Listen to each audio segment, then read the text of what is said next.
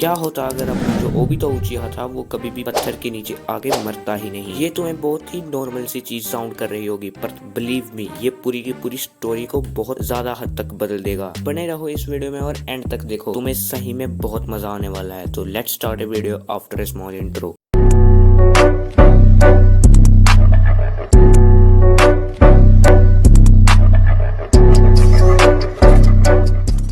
तो हम यहाँ पे एक बहुत अच्छा सिनेरियो लेंगे कि जहाँ पे जो चट्टान थी वो ककाशी पे गिरने वाली होती है, पर जो अपना ओबितो है वो सही टाइम पे ककाशी को लेके जंप मारता है और दोनों बच जाते हैं। और इसके बाद वो खुशी खुशी अपने कैंप्स पे जाते हैं और अपने मिनातो को पता लगता है कि जो अपना ओबितो है उसने अपनी शारिंगान को अवेकन कर लिया है, जिससे कि जो अपनी ओबितो की स्किल्स है उसमें काफी ज्यादा फर्क आता है। और ओबितो सिर्फ एक बार अपने मिनातो के रासेंगान को देखेगा और वो उसको कॉपी कर पाएगा, जिससे हमें पता लगता है कि जो अपना ओबितो है वो रासेंगान को भी यूज करना सीख लेता। और फिर अपना जो ओबितो है वो एक साल तक काफी अच्छे से वॉर्स के अंदर मिशंस करता है, ट्रेनिंग करता है, और इसी के साथ साथ उसकी 3 टमोय शारिंगान भी अवेकन होती है, क्योंकि वो थे उस टाइम पे वॉर की सिचुएशन के अंदर। क्योंकि वॉर्स के अंदर काफी सारी इंटेंस सिचुएशंस आती हैं, तो उन इंटेंस सिचुएशंस के अंदर जो अपना ओबितो है वो अपनी 3 टमोय शारिंगान को भी अवेकन कर लेता। और उसी के साथ साथ वो अपने 3 टमोय शारिंगान के अवेकनिंग के बाद ही गेंजुत्सु को काफी अच्छे से यूज करना सीख जाता। और जो अपना ककाशी था उसके ताइजुत्सु स्किल्स भी काफी अच्छे हो जाते उस 1 साल के अंदर, क्योंकि वो अपने शारिंगान वाले ओबितो के साथ प्रैक्टिस करता ताइजुत्सु की।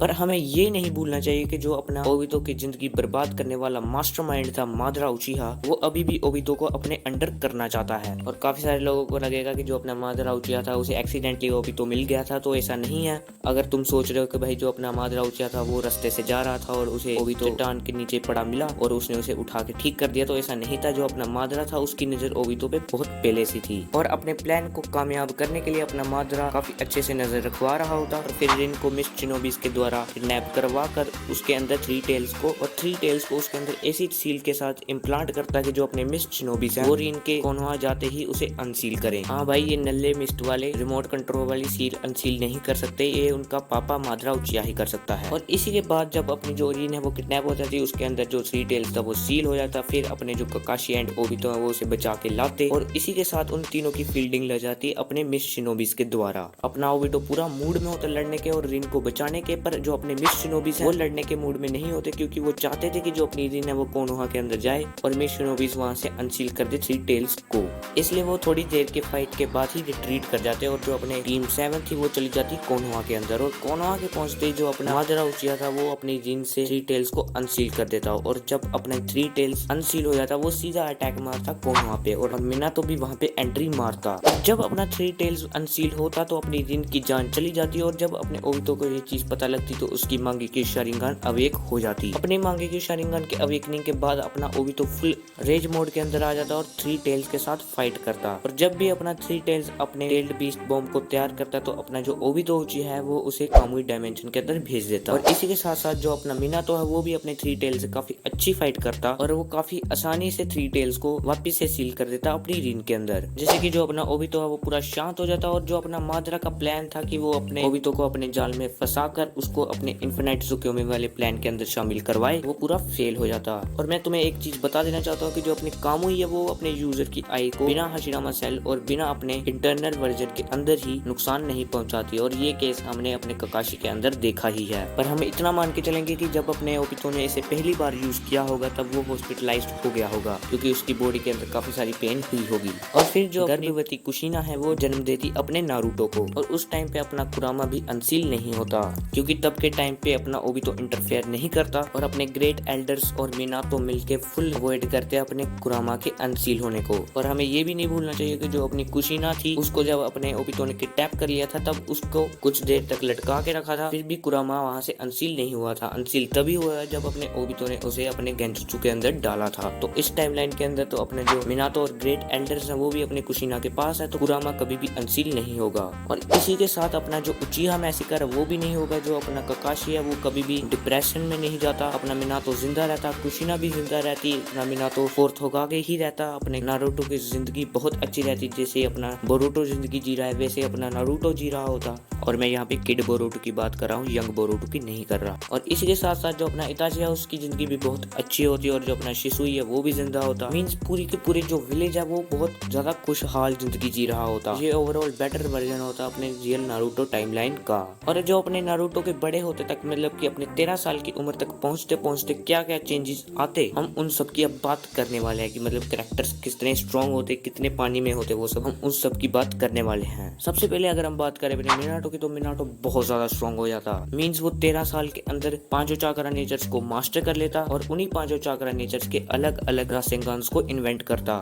जैसे कि फायर रासेंगान जो कि अपने टेल्ड बीस्ट बॉम्ब जैसा काम करता है, और अपने विंड चाक्रा नेचर का rasen shuriken and wind style rasengan, lightning chakra nature का एक नॉर्मल लाइटनिंग रासेंगान जो काफी ज्यादा डिस्ट्रक्शन के लिए यूज होगा, और एक वेनिशिंग रासेंगान। फिर जो मिनातो है वो 13 साल के अंदर रासेंगान उज़ोहिको को भी इन्वेंट कर देगा। जैसे कि जो अपना उज़ोहिको नॉर्मली सिंगल पर्सन को अटैक करने के लिए ही है, बट जो अपना मिनातो है इसे मल्टीपल एनिमीज से लड़ने के लिए अपग्रेड कर देगा। और तो और इसका जो स्लो ब्लो वर्न है उसे भी ओवरकम करके इसे काफी ज्यादा फास्ट कर देगा, जिससे कि कोई फास्ट कैरेक्टर इसे ओवरकम ना करे। और फिर जो अपना मिनातो वाटर चाक्रा नेचर के रासेंगान को भी इन्वेंट कर चुका होगा, जिसके अंदर एक जायंट सर्कुलर चैम्बर बनता होगा और उसके अंदर वाटर का फ्लो इतना ज्यादा होगा कि एनिमे उसके अंदर ही कट जाएगा। और ये चाक्रा नेचर वाले रासेंगान का जायंट वर्जन और भी ज्यादा डिस्ट्रक्टिव होगा। और तो और जो अपना मिनातो वो अपने फ्लाइंग रेजिन को भी काफी ज्यादा अपग्रेड कर देगा, मींस उसको और भी ज्यादा फास्ट कर देगा। इन्हीं सभी चीजों की वजह से अपना जो मिनातो है वो निंजुत्सु के अंदर काफी ज्यादा स्ट्रॉन्ग हो जाएगा, उसे गॉड ऑफ निंजुत्सु भी कह सकते हैं।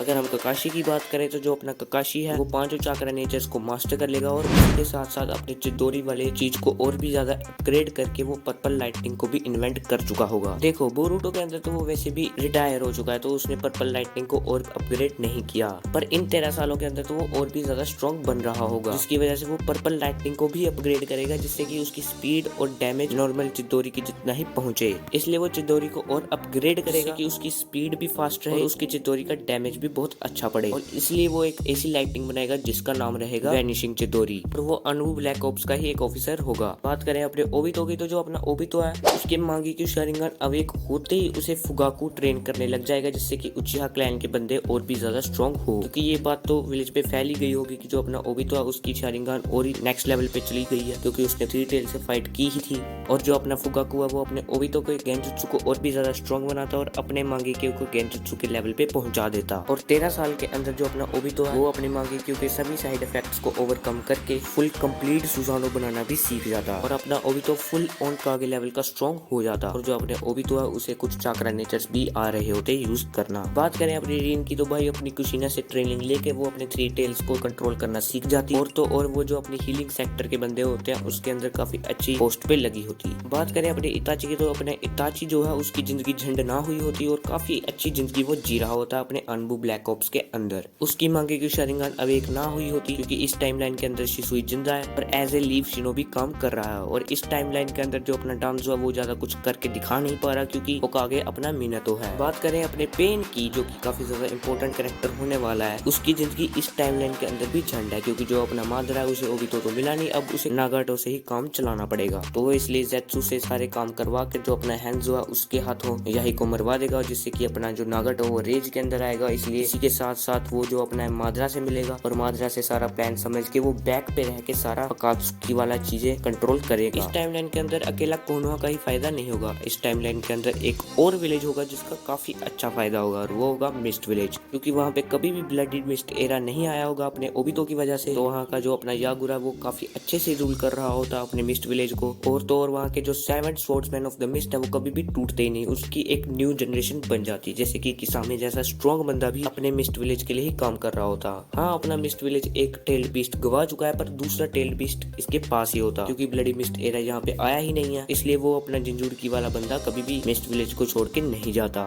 बात करें अपने सासके की, तो जो अपना सासके है वो ज्यादा डिप्रेस्ड टाइप का बंदा नहीं होता, वो सिर्फ अपनी क्लास का एक टैलेंटेड, रूड और एरोगेंट बच्चा होता, जो कि काफी ज्यादा प्राउड है। बाकी इसकी सभी चीजें फिट फाट रहती है। बात करें अपने नारुतो की, तो जो अपना नारुतो है वो काफी खुशहाल जिंदगी जी रहा होता। इस टाइमलाइन के अंदर उसके अंदर कुरामा तो नहीं है, जिसकी वजह से तुम सोच सकते हो काफी ज्यादा वीक होता, पर वो काफी ज्यादा स्ट्रॉन्ग होता, बिकॉज ये ककाशी ने खुद कहा था कि जो अपना नारुतो है उसके पास अगर कुरामा ना होता तो उसका नॉर्मल चाक्रा ही 100 गुना ज्यादा स्ट्रॉन्ग होता। इसी वजह से इस टाइमलाइन के अंदर जो अपना नारुतो है काफी ज्यादा स्ट्रॉन्ग होता और सासके के लेवल का ही टैलेंटेड होता।